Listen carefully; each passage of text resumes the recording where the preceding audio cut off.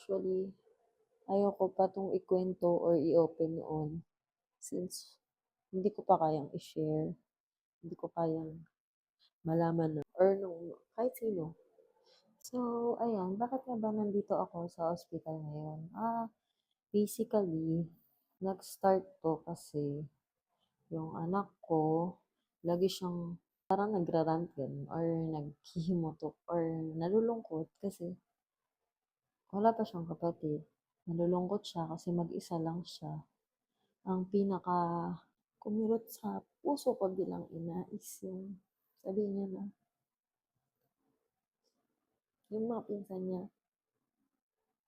si Johan merong Yasi, si Miguel may Gia, ako wala, mag-isa lang ako. Kasi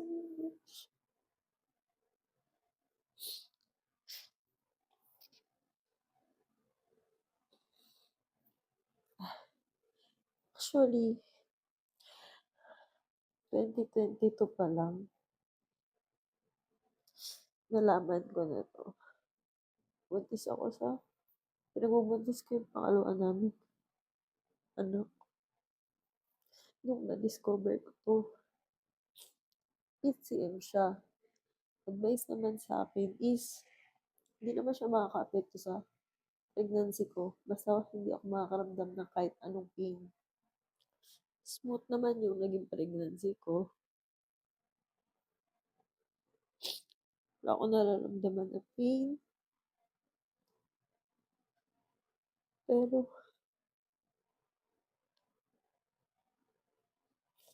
nung malapit na mag 6 months, si baby sa tummy ko,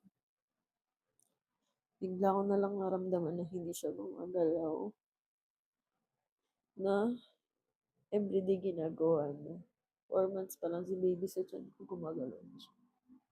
Magsi 6 months siya, bigla na lang, hindi siya gumagalaw. Actually, ayoko pa 'tong ikwento or i-open noon since hindi ko pa kayang i-share, hindi ko kayang malaman ng or nung kahit sino. Kasi merong instances na or may scenario na ikinuwento ko pero naging iba yung approach or naging dating sa akin na parang ikinuwento ko na yun nga yung nangyari sa akin. Although alam ko namang hindi niya intention, close friend ko yun, hindi niya intention na masaktan yung kalooban ko. Pero yung way ng pag-deliver niya ng words sa akin is nakaka-offend. Offending para sa nanay na nagluluksa sa kanyang anak. Bali kasi, kinuwento ko kasi kung ano nangyari. Tapos yung pagkakakwento niya, pagkaka-response niya dun sa sinabi niya sa akin is, ano, buti na lang hindi ako nagkaganon, hindi nagkaganyan. Buti na lang hindi ako nagkaganyan, hindi nagkaganyan yung pinagbubuntis ko. So, parang ang labas sa akin nun, gusto ko ba yung mangyari sa akin? Gusto ko ba yung kinahantungan na nawala yung baby ko? Hindi ko naman gusto mangyari yun eh. Although wala akong sama ng loob dun sa close friend ko yun. Kaya lang, ang sakit sa part ko bilang magulang na dadalampati ako nung time na yun, although hindi ko pa nararamdaman. Actually, nasaktan talaga ako dun. Tapos, simula noon, hindi na ako nag-open sa ibang tao. Hindi ko pinopost. Naging low-key lang ako. Kung may magtanong, sige sasagot ako. Pero para magbida-bida ako, mag-post ako. Hindi. Sobrang sakit sa part ko. Hanggang ngayon. Although, iba na yung pain ko ba na. Pwede ko na siya ikwento ngayon. Tapos, ayun. 8 cm siya. 8 cm yung dermoid cyst ko kasi nun sa left. Tapos sa right is nasa 4 cm ata. Parehas meron. Yung dermoid cyst is usually benign daw. And ang laman niya is germ cell, sebo, mga sebo, buhok, ngipin, ganyan. Yun yung laman. Nasa loob siya ng ovary ko. Then, 2023, bumalik ako doon sa OB ko kasi nga yearly siya dapat i-monitor kung liliit pa siya or magpa-progress. Kaya dapat yearly monitoring. 2023, yung left ovary ko is nag 6 point something cm, tapos si right is nag parang 4, tama ba? Ay, no 2022 nag 3 point something cm siya, 3 point, basta 3.6, 3.8. Tapos nung 2023 nag 4 cm siya. Last year, 2024, hindi ako nakapagpa-check up kasi parang dinidelay ko ng dinidelay hanggang sa ayan. Lumipas na yung isang taon na hindi ako nakapagpa-check up and ngayon na lang ulit. Kasi parang buo na yung loob ko na ipatanggal siya kung sakali. Kasi hindi yung asawa ko, siya yung kasama ko.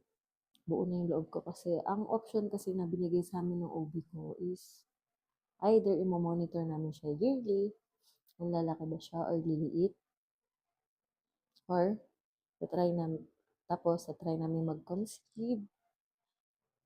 Mahirap pero hindi imposible. Kasi nagawa nga namin nung 2022, di ba? Ilang cm na yung baby ko nun. Ay, ilang cm na yung cyst ko nun. Nakabuo kami awat tulong ng Panginoon. Is nung 2020, 2023, 2024, nag-try kami mag-conceive. Pero sad to say, hindi siya nag-work. Kahit may mga iniinom na ako supplements, ganyan. Ang option na binigay sa amin is, ito nga, sabi ko nga sa inyo, i-monitor yearly and mag-try mag-conceive. Yun nga, mahirap, pero hindi imposible. Or, tapos, ang option kasi nun is, pag nagbuntis, sasabay papatanggal si cis, dermoid cyst, tas si baby. CS ako ba yung CS? Or, ipapatanggal ko na siya, tapos, saka ito try mag-conceive. So, pinili ko yung option na A, mag-try mag-conceive, bali, sabay na. Pagkapanganak, sabay tanggal. Kaya lang, ilang taon na hindi siya nag-work. That's why, nagpa-check up na ako. And kasi nga, hindi ko rin siya na pa-monitor last year. Hindi ko alam kung nag-progress ba o hindi. Nang nagbulat ako, nung in-ultrasound ako is lumaki siya. 8.7 cm. So, medyo na-bothered ako. And, suggestion ng bagong OB na pinuntahan ko ngayon na specialize sa mga cis is patanggal ko na para ma-save yung both ovaries. Hopefully, may ma-save pa na both ovaries. Kasi medyo malaki na. And simula nung nalaman ko na gano'n na siya kalaki, mas matindi yung nararamdaman kong pain sa left side ng lower part ko. Hindi ko na kayang tumagal ng upo, ng straight. Nakakaramdam na ako ng pressure sa pelvic tapos sa left ko. Namamanhid na yung left ko. Nagiging maingat na rin ako sa pagkilos ko ngayon. Yun yung mga naramdaman ko. Mas naging aware yung utak ko na nag-exist siya. So, ayan. Napag-decide namin na patanggal na siya. So, ayan. July 16 ata ako nagpa-ultrasound. July 22, bumalik ako kay doktora.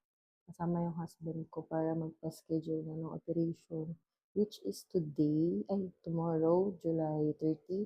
July 29 ako in-admit para daw ma-prepared ko si Sir kasi first time kong operahan.